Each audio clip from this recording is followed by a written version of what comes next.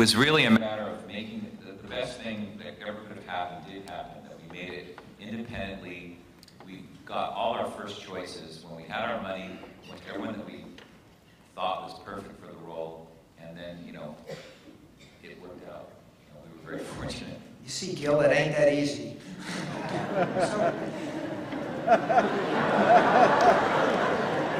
So Todd, you and I talked about Kate Winslet in your picture, and here was obviously a wonderful English actress playing an American role, and a role that both she and you, I gather, agreed up front was not a sympathetic character. That the audience is not asked to like this person. Did that attitude evolve over time, or was that sort of the given when you guys first talked about it? Well, that was a given. I mean, she was this. You know, it is a large group of characters in the film. But if there is a central character, it was always going to be Sarah Pierce.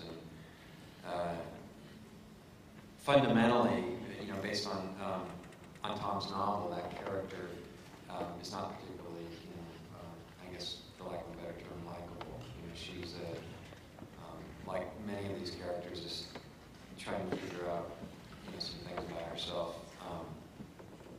When we first meet her, that was something that Kate understood, you know, from the beginning. And you know, I told the story before, but I think it's worth retelling. You know, in the first week that we were shooting together, you know, we were doing takes, and there were takes that involved her and this little girl, this 3.5-year-old little girl, Lucy Goldstein, or Sadie Goldstein, who plays her daughter Lucy.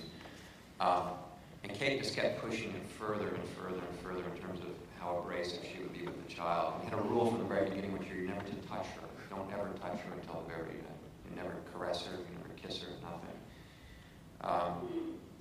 And she would push it and push it and push it. And I remember actually, I can tell this story because Jonathan and Valerie and I share a set of producers on our respective films.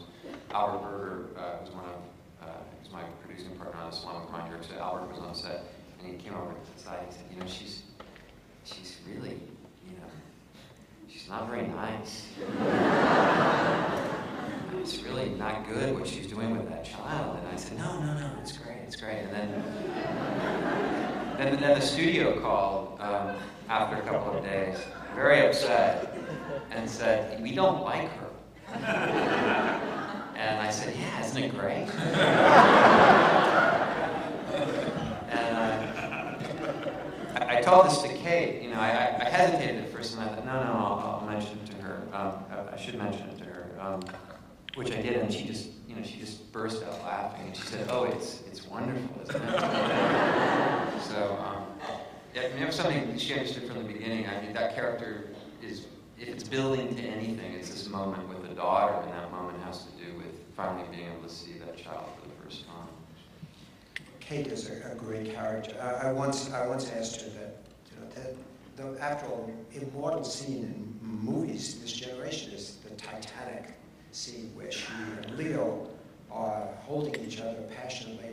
And so I asked her, what non-verbal scene, amazing scene, what did you say to each other just before that scene started? And she looked at me gravely and she said, I said to Leo, how the hell could you order an onion sandwich just before we had So now, Todd, you are a writer, and you are a writer first of all, and wrote the script.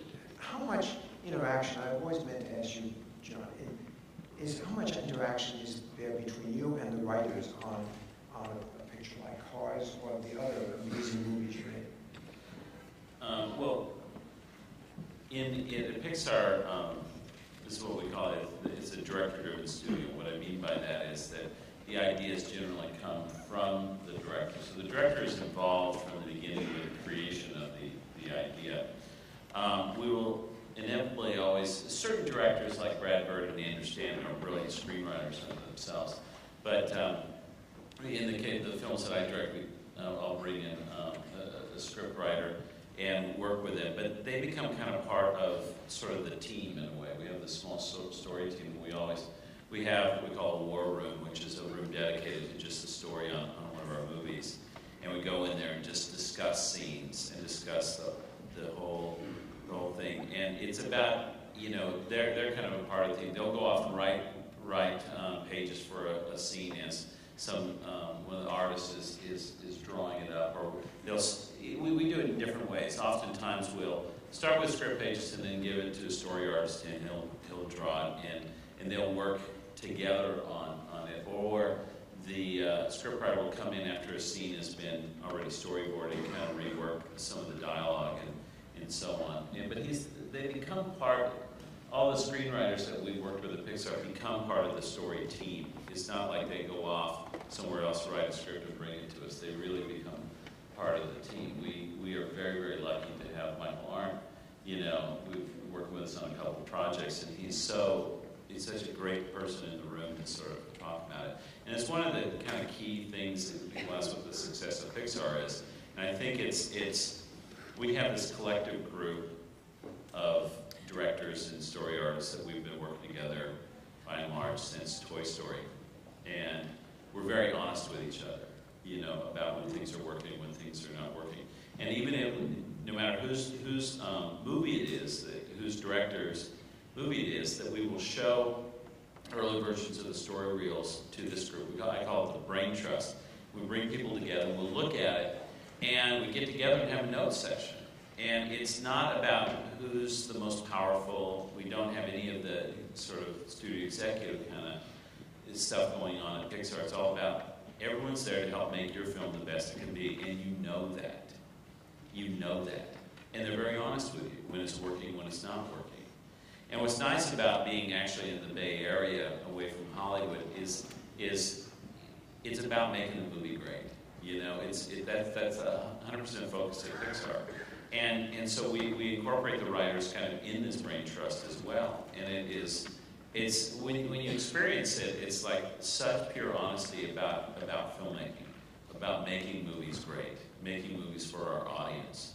It's not about ego, it's not about position, it's not about, it doesn't matter whose idea it is, the best idea that's going to make the movie better is always used. And I do that I'm the creative head of the studio, and I lead by example, because to me I'm the biggest collaborator of the bunch. The thought of going off to a cabin somewhere by myself to write something is like Davidson said, I would be looking at see how my hair would look parted in the middle. That's so true when you said that. That's exactly me. It's all animation's most collaborative art form, and that includes the screenwriting too. Miguel, how do you work in that regard? Well, I had kind of an interesting experience on Monster House, because it's actually kind of like making two movies the way I worked. And the first part was very much like a traditional live action film's development.